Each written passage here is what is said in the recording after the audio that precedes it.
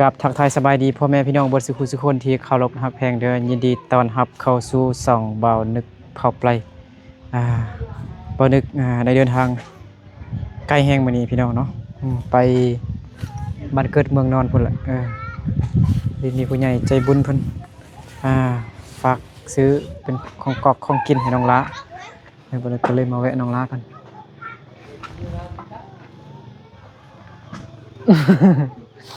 คือว่าซ้อมๆเบิ่งซั่นน่ะเป็นหยังฮะเสียงผู้บ่าวอยู่ในเฮือนติ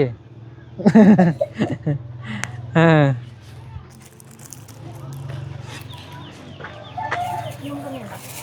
ฮะ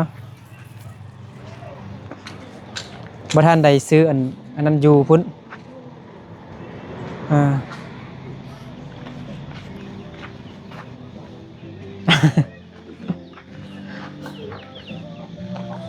บ่ทันได้ซื้ออันไข่ซื้ออันซีนอยู่ตลาดยังซื้ออยู่นี้ราคามันก็บ่คืออยู่ตลาดยังแหละราคามันก็แพงหน่อยนึงเพราะว่าผู้ใหญ่เพิ่น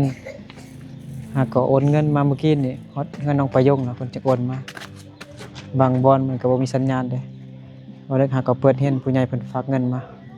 500 บาทให้ซื้อของกินให้น้องหลาแต่บ่ทันซื้ออยู่ตลาดใหญ่ซ้ำซื้ออยู่นี้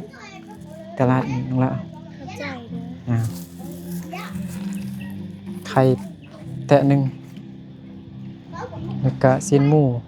ทุ่งละ50,000กีบซื้อ2ทุ่งมา100,000แม่นบ่เคยซื้อบ่50,000แม่นบ่โอเคเอาไปเนี่ยแจกขนมเด็กน้อยไปนึงก่อนเอาน้องลาเป็นตาหายแท้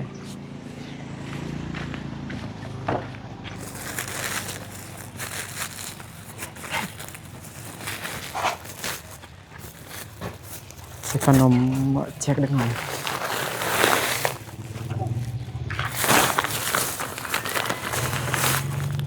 เม่งกินขนมบ่มากินมาเม่งก็โถใส่เป้าแล้วมันจะมีอันนั้น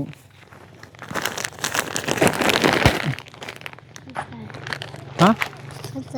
คิดว่าสบายดี มาสบายดีคือแม่น้องประยงมาได้เลยขอบใจเลยสบายดี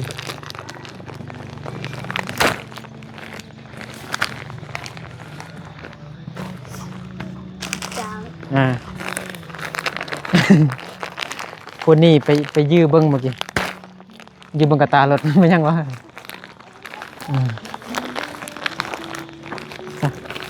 ก็ไปใส่แล้วเป็นหรอไปสาวน้อยนะ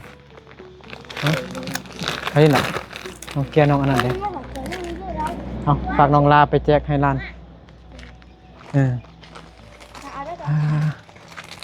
เอาให้อันประดาประดิเด้อโอ้ยเดินทางไกลแฮงเจ็บเอวไปเศร้าหน่อยอันไปแป้งรถไปใส่อันกระดูกรถนั่นเป็นยังฮะจะให้พ้นลงว่ารถเป็นยังของเฮ็ดมาโดดใส่รถไหนอ้าวไปทางด้านมาดูยวนปักทางอะนะปักทางอันของหมอนหลัก18อันนะแต่บอลนั้นแหละจุดนั้นแต่ว่ามันอยู่บางขวาบ่เจ็บมีแต่รถเจ็บก็ตอนกินข้าวเงินน้องล่างก็ไปคืนนั่นแหละล้มบอกไอ้บ่ล้ม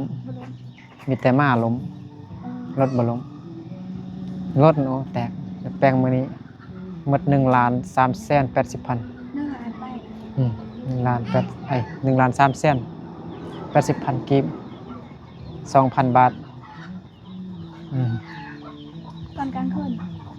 มาตอนกลางคืนก็กินข้าวเพื่อนน้องลาอิ่มแล้วก็ไปหั่นแหละตามมื้อนั่นแหละมาใหญ่ซำนี้นี่แหละโอ้มาใหญ่ซำนี้ซำนี้จะดีแล้วที่เพิ่นล้มซึ่งน่าจะล้มหัดใจไงก่อนน้อยกว่านี้นึงซำนี้น่ะบ่แล่นมาแบบกระทันหันนะมันแล่นมาแบบจังซี่นะมอจังซี่นะก็ขี่รถไปทางเบิ่งขวาปกติอะเนาะก็บ่ได้ไปไวได้มันก็ปุ๊บแล่นมานะปึ้มตามใส่เขาเมื่อคืนนั่นก็มันมืดเลยเนาะอ้ายก็บ่ได้อันสังเกตเบิ่งรถบ่ได้ลงเบิ่งรถนะมีแต่จอดแล้วก็ยังนั่งอยู่รถแต่ว่าบ่ได้ลงสังเกตเบิ่งรถนะเราก็คิดว่ารถบ่เป็นหยังคิดว่ามาไปตำใส่อันกงมันนะกงน้ามันนะเราคิดว่าบ่เป็นหยังที่มันตำแม็กมันซื่อมันเป็นเล็กหมดเลยความจริงแล้วมันจะตำมันกบทางค้างมันแตก2-3 อัน2-3 ซิ้น แล้วไปนอนเฮือนพักแล้วก็ตื่นเช้ามาแล้วมาเบิ่งโอ้รถพังหมด อันนี้ที่มื้อเช้านะ แม่เห็นตอนเช้าตอนเมื่อคืนก็บ่ได้สังเกตบ่ได้เบิ่งไปฮอดเฮือนพักก็เพราะว่ารถก็ไปปกติบ่ได้ผิดปกติหยังอ่ะนะมีแต่แตกไอ้มันพอดีมันมืดเนาะเบิ่งนี่มันมืดเด้ก็เบิ่งก็บ่เห็นดอกเบิ่งมันผ่านไปบ่เห็นพอดีอันกบสีดำเนาะมันเป็นสีดำแดงมันแตกกันก็เลยมันบ่เห็นหัวมันแตกกันนะตื่นเช้ามาเบิ่งถึงว่าตัว เบิ่งแล้วฮักรู้ตัวเอง พ่อแม่เด้พ่ออยู่ไหนบ่มึงพอแป้งบ่นอนเอา 1.0 ปรับกล้องก่อนอ๋อแม่เด้แม่ไปหาผู้บ่าวแล้วบ่โอ้แม่อยู่นี่เนาะสบายดีแม่ดีใจเคลื่อนไอ้นึกหยอกซื่อพ่อเด้แม่อยากหัวเนาะอีไปชิอีไปตลาดอ๋อไปตลาดบ่น้องลาเลยเซ็นน้ำเย็นบ่เด็ดฮอนอยากกินน้ำตลอดเลยแม่นน่ะเมื่อกี้กินน้ำอยู่เฮือนน้องประยง 2-3 จอกปึ๊ดเดียวอยากปึ๊ดเดียวอยาก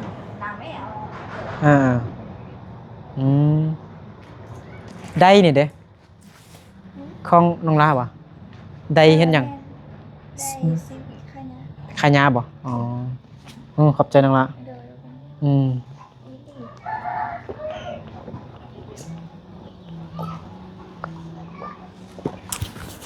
ว้าว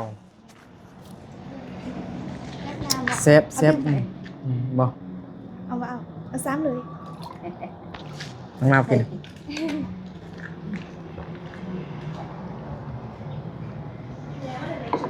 ให้ไปไหมถ้าก็เลิกโรงเรียนแม่นเอาให้งาน ออกงานบ่มันพูดเลยงานก็ออกงานในเทศเนาะเรียนไปเรียนในเทศเนาะน้องลาเนาะแม่นบ่ได้คาดเนาะคือผู้สาวหน่อย2 คนดินสงกรานต์เนาะมื้อนี้ประยงกับดวงใจเห็นโพสอยู่เล่นก่อน เล่นอยู่ซ่าเล่นอยู่เฮือนน้องดวงใจเล่นน้ำอายน้องดวงใจเล่นก่อนยันอายสิไปนั่นหรอกอายสิไปไทยหรอกอ้าวไอสิไปไทยบอกอายดวงใจเอิ้นอายเนี่ยไอ้นึกไงอายดวงใจสิไปไทยแล้วยันไอ้นึกสิไปไทยฮอดมื้ออันสงกรานต์เนาะยันบ่ทันได้ลิ้นน่ะยันได้ไปก่อนก็สิไปมื้อฮื้อนี่แหละวันที่10ว่าซั่นน้องดวงใจว่าอายสิไปวันที่10นี่ก็เลยจัดให้ลิ้นสงกรานต์ก่อนว่าซั่นพากันปะแป้งพรมกันซึ่งพอวันนี้ว่าเห็นมาคนนี้คิดว่าเป็นซ่าเหรอก็หั่นพอน้องล้าไปตลาดน่าจะไปซื้อเครื่องเฮ็ดอันบ่นอนเนาะโดยเฮ็ดประตูนี่คือน้องล้าปลูกเทพื้นกับเบื้องนึงเนาะครึ่งนึงยังทางใหญ่นี่คือเก่าเนาะท้ายนึงถึกเลขกัน600 ล้าน800 ล้านสิมาช่วยเดี๋ยวนี้แถแปลงรถเงินหมดไปใส่น้ำมันรถเนี่ยมื้อนี้ก็130,000 กีบเติมน้ำมันรถแพงเหรอลิตรเท่าได้เหรอ42,000น้ำมันกาซังน้ำมันกาส่วนมัน57บ่สิ้นลงบ่นอนน้ำมัน57เนาะแอดสั่งอยู่ไทยนี่เขาเอิ้นว่าอิหยังดีเซลกับเบนซินบ่แต่บ่ฮู้ว่าเบนซินนี่มันหยังกาส่วนบ่หรือว่าแอดสั่งก็ลืมน้ำมันก็สิ้นลงอยู่บ่ฮะน้ำมันก็สิ้นลงอยู่บ่เนาะราคาน่ะอนาคตก็บ่ฮู้กันสงครามบ่ยุติก็ก็แพงขึ้นเรื่อยๆนะลิตรล้านนายบ่ได้มาหาน้องลาหรอกคันบ่ย่างเอาเที่ยวที่บ่เนาะเที่ยวที่แม่อวยพ่อมาเหรอบ่เที่ยวที่สบายดีพ่อสบายดีพ่อน้องลานี่เฮ็ดหยังก็เป็นหมดเลยเฮ็ดอันประตูบ่นี่เฮ็ดประตูบ่เฮ็ดประตูเลยเฮ็ดบ่นอนน้องลาบ่อันนี้มันบ่นอนน้องลาบ่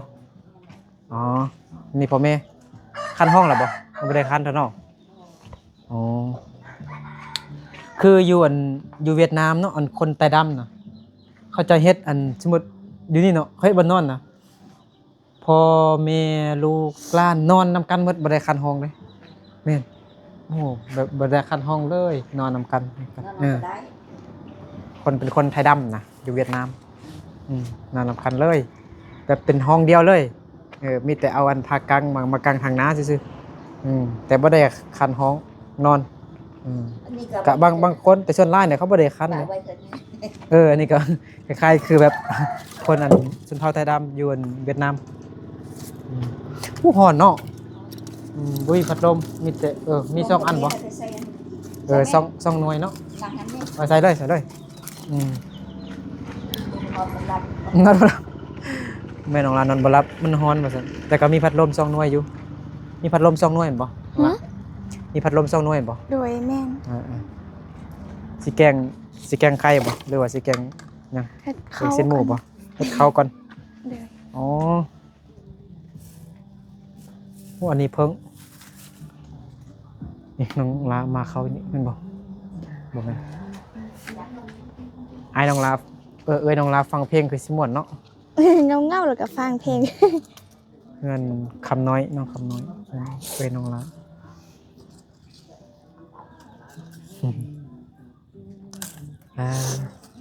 เอาดินมาท่มแล้วบ่แม่นน่ะคือว่าสูงๆไว้ แม่นเอาท่ม แม่นบ่ แม่นท่ม ไอ้เบิ่งคือแป๊กๆไว้คือสูงๆไว้น้องละ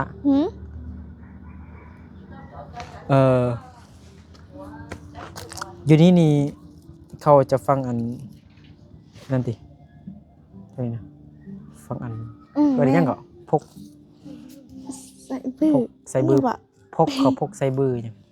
แม่นใส่บือกับบ่แม่นมันมีอีกเขาเอิ้นก็แม่นอยู่เขาตัดใส่บือแต่ว่ามันเอาออกจากใส่บือแล้วมันจะเป็นซื้อนึงแล้วมันจะเป็นจากอื่นเนี่ยได้คือภาษาลาวไอ้กับบ่ฮู้ซั่นเป็นว่าตัวแม่นนี่ได้ใส่บืออันนี้ใส่บือเนี่ยมันอยู่นี่แล้วแต่ว่าเขาตัดออกแล้วมันจะเป็นอีกซื้อนึงแล้วใส่บือก็เอิ้นหยังพ่อน้องประยงเว้าอยู่มื้อนั้นแต่ว่าลืมแล้วพกใส่อีหยังนั่นแหละคนมงเขาจะฟังอยู่นี่เนาะแม่นแต่มันแต่ลูกสาวเขาก็จะฟังอยู่ปลายอายนี่มันก็จะฟังอยู่ป่าคือฟังแม่นป่าไปแล้วก็ไปฟังอยู่ป่าเลยอายนี่ก็ไปฟังอยู่ป่าพี่โน่แล้วก็แบบฟังแล้วนะตักได้ก่อนใส่หอมพวกโน่นะยี่สิบ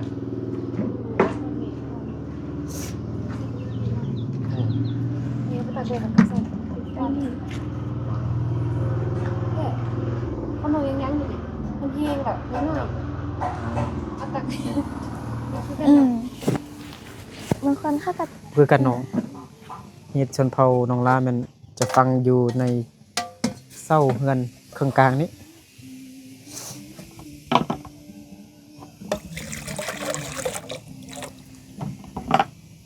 ไม่ได้ออกให้งานเฮ็ดหยังได้น้องละมื้อนี้นะเอาให้งานไปล้อมหัวลำหัวโรงเรียนบ่โดยโอ้เจ๊อยู่เบื้องนั้นหุ่นรู้สึกเมื่อยแฮงว่าอายรู้สึกเมื่อยก็น่าจะเมื่อยแหละมันส่งคือไปป่าได้มื้อนี้ก็ได้ไปป่าไปล้อไทยรูปอยู่ป่าไปทางดาวไทยคลิปอยู่ให้อยู่อันเข้าอยู่บ้านอ้ายพุ่นนะพุ่นได้ไปบ้านอ้ายพุ่นน้องราศีหุงเขาเลยข้าวเจ้าข้าวเหนียวข้าวเจ้าบ่เลยน้องลาเอาโทรศัพท์เก่าให้ผู้ใดลิ้นบ่ให้ให้คนเด้ถ้าให้ผู้นึงผู้นั้นก็จะคิดไล่น่ะมีแต่หน่อยเดียวเราสิให้ผู้นี้ยันผู้นั้นเครียดแม่นให้ผู้นั้นก็ยันผู้นั้นเครียดบ่ให้จักคนซะบ่ให้เอาไว้ไวอยู่บ่โทรศัพท์มือมันไวอยู่บ่ไวอยู่บ่ มัน กะ เซ็ ไว้ ตมันบ่ค้างคือโทรศัพท์เก่าติ โดยจะซับเก่ากับไล่ปีถึงทัน เนาะ4-5 ปีเนาะ6 ปี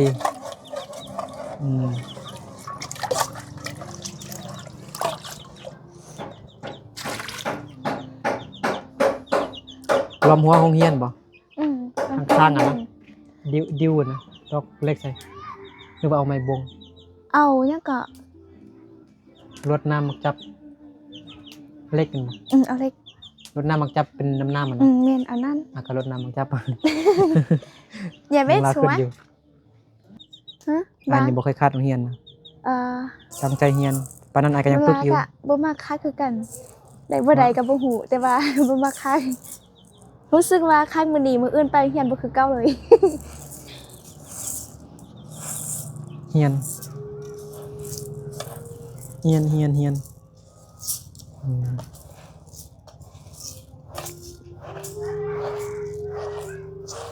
น้ำประปาเด้ คือ มัน เก่า มันหลายอยู่บ่ออกหลายอยู่บ่ คือเก่า คือเก่านั่นบ่น้องละเอาน้ำบาดาลเก่าบ่ แม่น อันเก่าอันนี้บ่บ่มีเลยเนาะ แม่นตัวนี้บ่มีแล้วก็น้ำยังคนอยู่ แห้งยามนี้มันแห้งแล้งเนาะแห้งแล้งเราขนาดน้ำห้วยก็ยังแห้งน้ำอยู่ใต้ดินก็ยังสิแห้ง แม่น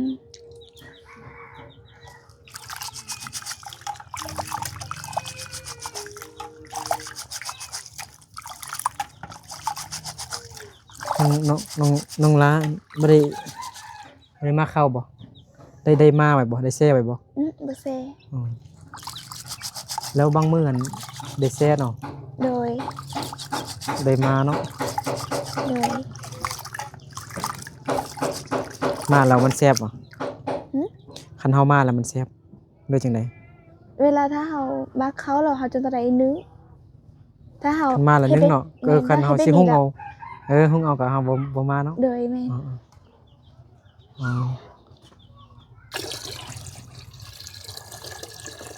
เฮ็ดแนวนั้นแล้วก็ใส่น้ำแล้วก็หุงเลยเนาะค้างเลยเนาะน้องไปยงแล้วให้น้ำเดือดก่อนถึงใส่ เฮ็ดอันนั้นก็ได้ นะ โดย อ๋อแต่อ้ายถ้าคันต้มข้าวเจ้านี่อ้ายต้องเฮ็ดคือน้องนี่แหละ อืม ใส่ข้าวแล้วก็ใส่น้ำแล้วก็แต่เห็นน้องไปยงเฮ็ดนี่ให้น้ำเดือดก่อนจึงค่อยเอาเขาลงไป ถ้าเฮ็ดไร่ก็ถ้าน้ำเดือดก่อนถ้าเฮ็ดน้อยก็เฮ็ดแบบนี้อะไรก็ได้ น้องไปยงก็เฮ็ดน้อยเด้ เออ บ่ได้หลาย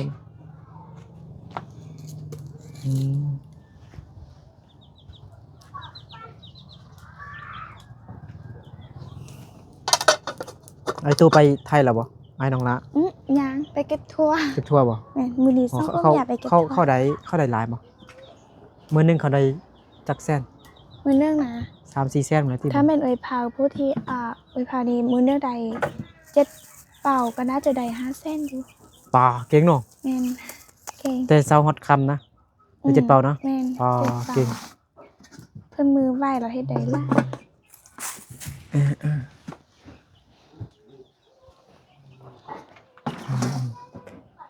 ไปลีก็เฮ็ดแต่ 2-3 ชั่วโมงอันใดเป่าปลาย ถ้า ถ้าเฮ็ดแต่เช้าฮอดแรงนี่ก็ลีก็น่าจะได้อยู่100เป่า แม่น หมดส่วนเลย100 มั เป่าน ส่วน บ่ฮอดซ้ำติเนาะบางส่วนเนาะ ฮอดอยู่บ่ ฮอด บ่ในจุดหนึงนะส่วนหนึงนะ อ๋อ บ่ต้องรายรวมหมดอยู่เมืองเพียงนี่มอดเนาะ บนนั้น คืออันอยู่ในซิ่งเนาะก็บ่อนที่เขากำลังไปเก็บอยู่ตอนนี้ มันกว้างบ่ก็สิได้100เป่าอยู่ ได้ ได้อยู่ ก นะ วางกวางบ่ที่ต้องรับไปนี่กวางอยู่ก็ กว้างอยู่ แม่น ได้อยู่เนาะ ได้อยู่ เพราะว่าผู้หนึงก็ได้เป่า ได้เป่าเนาะ รถนึง 10 ไป เป่า ก็40ไปคน อ๋อ ได้คนอยู่เด้ อ๋อ อ่า เป็น4-50เป่าเนาะ แม่นผู้หนึงก็ได้2คนก็ได้ โอ้ อย่างน้อย ได้อยู่ ก็ เนาะ ได้ เป็นพันเป่าพุ่นแหล้วเนาะ แม่น เออเป็นพันเป่าพุ่นแหล้ว ก็น่าจะได้ไล่อยู่ น้องลาจบมา7ก็สิไปเก็บมักทั่ว ไปแปลภาษาจีน ไปเก็บมาทั่ว แปลภาษาจีนคือไอ้จงเรียนเอาไอ้จงกันนะ ให้จงซ่อนให้สอนภาษาจีนให้ลูกของอ่านน้องประยง แม่น จงไอหัว ไอห้วนไอหัวหัวไก่เฮ็ดบอลเมียนไหมเงินน้องประยงให้30,000แล้ว30,000แล้วไข่นี่เฮ็ดแนวใดกินมันจึงแซ่บสำหรับน้องละ น้องลาน่ะน้องลามีแต่ครัวกิน เพราะแซ่บที่สุดนะที่น้องลามักกินไข่นะแบบเฮ็ดเมนูหยังมันจึงแซ่บนะสำหรับน้องลานะ น้องลาบ่ได้เฮ็ดหลายเมนูมีแต่ครัวกับต้องเป็นน้อยแล้วก็ต้องกินซื่อ ก็หั่นน่ะก็อันใดต้มหรือว่าคั่วทอด ๆครัว คั่วทอดเนาะ แม่นถ้าว่าเฮ็ดจะใส่นอกก็ได้ครัวใส่นอกก็ได้ ไข่น่ะครับ แม่นซอย เป็นซอยๆแล้วก็ ซอยนอเส้นน้อยๆแล้วก็ ควรเสียภาคเลย ใส่ผัก ใส่ผักก็ได้ ใส่ผักก็ได้ใส่นอกก็ได้ใส่ได้ทุกอย่างเลยนะไข่นะใส่กับอีหยังเด้หลายอย่างนะ เพิ่นก็มาจะใส่มีใส่หยังต่างๆกิน มีแกงกินเลย อืม ตะกี้ก็แกงกิน อืม แกงกินน่ะตะกี้พ่อแม่พาเฮ็ดแกงกิน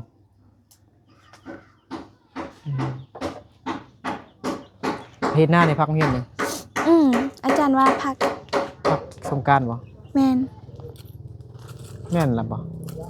ฮอดแล้วบ่ จะฮอดแล้ววันที่13แม่นเนาะ แม่น วันสงกรานต์แล้วเนาะมื้อนี้ก็วันที่8แม่นบ่ที่8วันพุธเนาะ วันที่8แม่น 8 9 10 11 12วันจันทร์13วันจันทร์4 15ตะวัน13 14 15เนี่ยเดือนสงกรานต์เนาะ4 15 16 อาจารย์บอกว่าให้วันศุกร์กลับไปเรียน ปฏิ4มื้อว่าแม่นวันจันทร์ก็เขาปฏิ3มื้ออาจารย์ว่าพาวันอังคารวันพุธพฤหัส วันจันทร์กับวันศุกร์ให้ไปโรง พั เรี ก ยน น้อยเนาะอยากม่วนหมดเดือนเลยนะ เนาะอยากเมาหมดเดือนเลยสั่งมันมีเงินหลาย มือเดียวเอาเงินหมด บ่อินกับบุญเลย นะ บ่มีเงิน คันมีเงินแล้วเดี๋ยวได้มันก็ม่วนเนาะบ่ถ้าแม่นบุญสงกรานต์ก็ม่วน แม่ นั่งกิน นั่งชิว นั่งลินตากลมชมวิว ๆแม่น กิน ถ้า น้ำ บ่มีเงินถึง บ้าน จะไปบอนสะดากะ แม่ บ่นำเข้าเลย แม่นมีแต่เบิ่งเขาม่วน แม่น เขามีเงินซื้อนี่มากิน